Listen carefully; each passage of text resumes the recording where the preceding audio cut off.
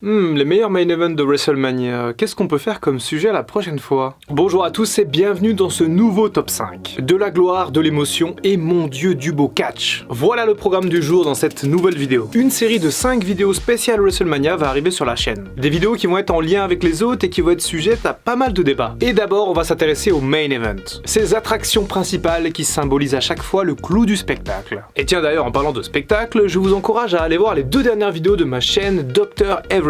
D'abord la vidéo parlant des pires jeux vidéo, une rétrospective des plus mauvais jeux de l'histoire. Mais aussi la vidéo sur les plus grands derbys dans le football, un concentré d'histoire autour de certains des clubs les plus emblématiques du monde. Et autre chose, venez rejoindre le serveur Discord ultime Dr. Wrestling. Là-bas on parle de catch tous les jours dans une excellente ambiance, alors venez nous rejoindre. Comme ça vous aurez des quiz, des pronostics, des débats et même la possibilité de regarder des shows ensemble grâce aux salons vocaux. Voilà pour l'instant promotion, et si on parlait de WrestleMania maintenant. Allez, en guise d'introduction un petit peu historique, laissez-moi vous parler des plus anciennes éditions de WrestleMania. Il y a un certain côté magique à se remémorer les anciennes gloires du catch et leurs accomplissements. WrestleMania premier du nom a été un pari osé de la part de Vince McMahon, qui a tout parié sur ce show mélangeant catch et star de la pop culture. Un pari réussi pour Vince McMahon qui va ensuite capitaliser sur sa nouvelle star, Hulk Hogan, pour attirer le public. Hulk Hogan a donc façonné cette notion de main event, d'attraction principale, qui a notamment eu sa première vraie signification lors de WrestleMania 3. Ce jour-là, des dizaines de milliers de personnes se sont réunies à Détroit pour voir Hogan soulever André le Géant dans une atmosphère indescriptible. Voilà l'importance que représente un main event, le clou du spectacle. Et donc aujourd'hui, nous partons à la rencontre des plus grands main events de l'histoire de WrestleMania. De la violence et de l'intensité, voilà ce qui caractérise le premier main event de cette liste. Une liste d'ailleurs qui sera plutôt chronologique puisqu'on classera pour un autre type de vidéo. Vous le savez, 2001 marque une année très spéciale dans l'histoire du catch. C'est cette année-là que la WWE gagne sa guerre contre la WCW et s'impose comme la plus grande compagnie de catch au monde. Une réussite mise en valeur lors de WrestleMania 17, l'une des meilleures éditions du plus grand des shows. Et 2 hommes seulement pouvaient montrer au monde entier que leur rivalité dépassait alors le cadre du catch. Stone Cold Steve Austin et The Rock, les 2 athlètes étaient littéralement au sommet en 2001. Une nouvelle histoire parfaitement racontée après celle de WrestleMania 15 et de toute l'Attitude Era en général. The Rock symbolise alors le catcheur arrogant que l'on ne veut pas voir gagner, tandis que Stone Cold est toujours ce Texan à la peau dure qui ne plie devant rien ni personne. Austin a d'ailleurs gagné son 3e Royal Rumble pour s'adjuger le droit d'intégrer le main event de WrestleMania 17. Et au moment du Royal Rumble justement, c'est Kurt Angle qui est champion. Nous aurions donc pu avoir un match aussi épique entre Kurt Angle le champion et Stone Cold Steve Austin. Mais entre-temps, le Rock a défait le champion olympique pour lui retirer sa ceinture. Dès le lendemain du pay-per-view No Way Out, Austin et le Rock démarrent donc leur rivalité. Une rivalité qui va monter de plus en plus dans l'intensité jusqu'à le pinacle de WrestleMania 17. Et ce match est absolument incroyable, le rythme est dantesque et les 2 catcheurs donnent tout ce qu'ils ont sur le ring. Et une stipulation sans disqualification vient encore ajouter un petit peu de piment à ce match. Presque 30 minutes d'une bataille indécise qui voit la victoire de Stone Cold Steve Austin au final. Une victoire à l'arraché après 16 coups de chaise portés sur le Rock. Mais une victoire entachée d'un heel turn retentissant pour Stone Cold Steve Austin. Un choix discutable à l'époque, tellement le Texan symbolisait des valeurs totalement différentes de ce qu'il allait montrer par la suite. En tout cas, le main event de WrestleMania 17 est à voir absolument, c'est un véritable chef-d'œuvre de l'histoire du catch. Et maintenant, le main event de l'un de mes WrestleMania préférés. WrestleMania 20 s'est déroulé en 2004 dans le Madison Square Garden de New York. Un show génial qui vient alors marquer le 20e anniversaire de l'événement. Et la route de ce WrestleMania est particulièrement intéressante. Triple H est au sommet de Raw depuis déjà des années. Il règne sans partage sur le titre de champion du monde poids lourd. Le game est notamment en rivalité avec son ex-allié Shawn Michaels et un main event se profile entre les deux dans le plus grand des shows. Mais c'est sans compter à l'époque sur la ténacité d'un seul homme. Chris Benoit remporte cette année-là le Royal Rumble 2004 en entrant à la première position. Dès lors, il a le choix entre affronter son meilleur ami Eddie Guerrero du côté de SmackDown ou alors tenter de destituer le roi Triple H. Benoit décide de rester à Raw pour aller conquérir le titre de champion du monde poids lourd. Et la foule est clairement derrière lui à l'époque. Et pourtant, Benoit symbolise tout l'inverse d'un grand champion de catch. Pas très grand ni charismatique, le Canadien attire tout de même la sympathie des fans de catch. Il faut dire que de son vivant, ce catcheur n'a jamais lésiné sur les moyens pour divertir les fans. Il compensait ses lacunes physiques par une intensité et une technique hors pair sur le ring. Et à WrestleMania, Benoit a eu l'opportunité de sa vie en intégrant le main event contre les 2 monstres Triple H et Shawn Michaels. Et quel match, quelle intensité une fois de plus! Tout est parfait dans ce match, le storytelling est fabuleux, les catcheurs ont la foule avec eux et font réagir les fans de New York. Des fans d'ailleurs qui sifflent quand Chris Benoit n'est plus impliqué dans le match. Et après une rude bataille, Chris Benoit fait abandonner Triple H pour devenir le nouveau champion du monde poids lourd. Et ce moment incroyable ensuite, Eddie Guerrero vient rejoindre son ami dans le ring pour le féliciter. Et les 2 meilleurs amis sont alors sur le toit du monde.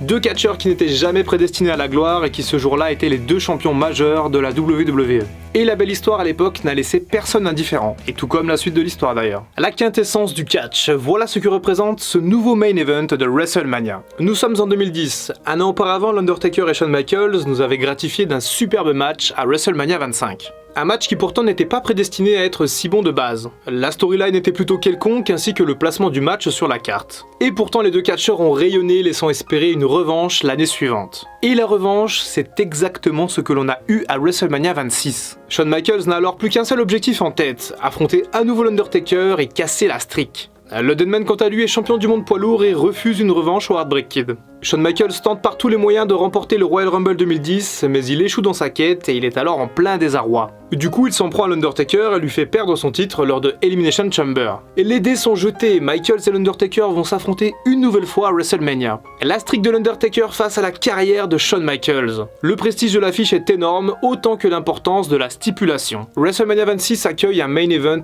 particulièrement attendu par les fans de catch. L'Undertaker et Shawn Michaels offrent une copie aussi parfaite que celle de l'année précédente. Les deux hommes donnent tout sur le ring, les prises de finition ne terminent plus les matchs et la foule ne sait plus où donner de la tête. Et finalement, Shawn Michaels cède face à la force de l'Undertaker. Après un ultime affront, le Heartbreak Kid est pris dans un Tombstone Piledriver et sa carrière se termine là-dessus. Une magnifique façon de quitter le monde du catch pour l'une des plus grandes légendes de l'histoire. Et ce qui est bien, c'est qu'il n'a plus jamais catché ensuite. Il a respecté sa parole et ça c'est plutôt bien. Un match à l'émotion renversante. Voilà ce qui nous attend pour ce 4e point. Vous savez, quand le catch était très à la mode entre 2008 et 2010, c'était Jeff Hardy qui était la mascotte des fans. Et bien si le catch avait été tendance chez nous en 2014, alors c'est certainement Daniel Bryan qui aurait récupéré ce rôle de chouchou des fans. Et quelle storyline cette année-là autour de celui qui n'était prédestiné à rien. Et pourtant quand il est arrivé à la WWE, Daniel Bryan n'était pas n'importe qui. Véritable légende du circuit indépendant, celui que l'on appelait Bryan Danielson était souvent considéré comme le meilleur catcheur du monde. Un style et une aura qu'il va perdre à la WWE au profit d'une célébrité et d'un confort financier plus important. Toujours est-il que les premières années de Daniel Bryan à la WWE n'ont pas toujours été simples. Et puis le vent a commencé à tourner. Daniel Bryan a bénéficié d'un soutien populaire de plus en plus important jusqu'à avoir une chance pour le titre suprême.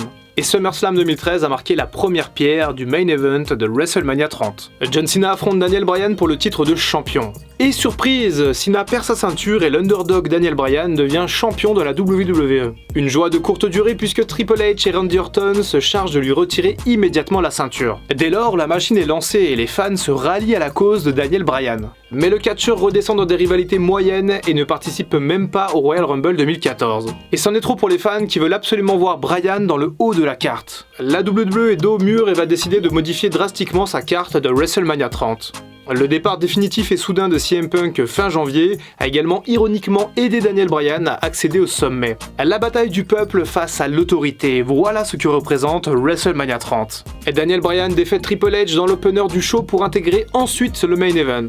Un triple menace épique contre le champion Randy Orton et Batista, alors vainqueur du Rumble. Un match que Daniel Bryan n'est jamais destiné à gagner une nouvelle fois. Et pourtant au terme d'un combat renversant, c'est bien celui que l'on appelait l'American Dragon qui remporte le titre. Une célébration émouvante pour celui qui n'était jamais destiné à faire le main event de WrestleMania. Au final, le Yes Movement est clairement l'une des plus belles interactions entre un catcheur et une foule. L'histoire de Daniel Bryan a été aussi incroyable qu'inespérée et ce match mérite clairement sa place dans cette liste prestigieuse. Et d'ailleurs, n'hésitez pas à aller checker dans la playlist des retours sur l'histoire puisqu'il y a la vidéo consacrée à l'histoire assez unique et renversante de Daniel Bryan. Et nous voici donc arrivés à la dernière pièce de cette vidéo, la dernière œuvre du musée des plus beaux main events de WrestleMania. Un an après WrestleMania 30, les fans sont toujours à fond derrière Daniel Bryan. Son règne a été assez décevant car il a été victime de nombreuses blessures. Après une pause de plusieurs mois, Bryan était attendu par les fans pour gagner le Rumble 2015 et aller affronter Lesnar dans un Dream Match à WrestleMania 31. Mais il a échoué et c'est Roman Reigns qui a décroché la victoire au Rumble. Une victoire d'ailleurs méritée et bien construite pour l'ex-membre du Shield. Mais bon, le match était assez terrible et les fans voulaient encore voir Daniel Bryan dans le main event de WrestleMania. Un match a même été organisé entre lui et Reigns à Fastlane 2015 pour décider de qui allait affronter Lesnar. Roman Reigns a battu Bryan et il allait donc à WrestleMania 31 pour tenter de décrocher son premier titre majeur en solo. Un match au sommet contre Lesnar, alors presque invincible à ce moment-là de sa carrière. Et oui, puisque la bête avait notamment cassé la streak de l'Undertaker un an auparavant, avant de mettre la main sur le titre de champion. L'affiche était donc très alléchante sur le papier, et sur le ring, c'était vraiment excellent. L'intensité entre les cordes était remarquable, les deux catcheurs y sont allés à fond dans un match qui ressemblait parfois plus à du MMA qu'à du catch. Un réalisme volontairement poussé qui a notamment permis à Lesnar de montrer sa domination physique. C'est notamment durant ce match que Lesnar a sorti sa fameuse phrase « Souplesse City plage », je vous laisserai faire la traduction.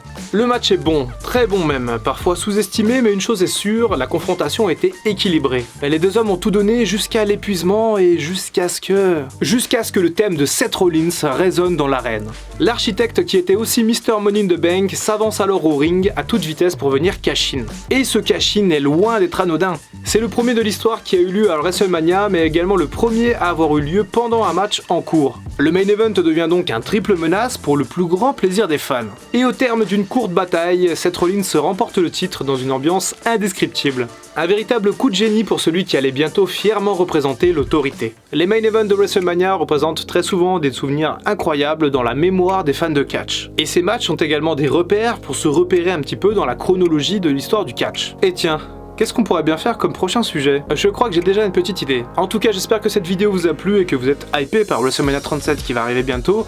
Si c'est le cas, n'hésitez pas à me le dire dans les commentaires et puis n'hésitez pas à rejoindre le serveur Discord pour partager autour de notre grande passion commune, le catch. C'était Dr Wrestling, je vous dis à très bientôt pour une prochaine vidéo et en attendant, prenez soin de vous.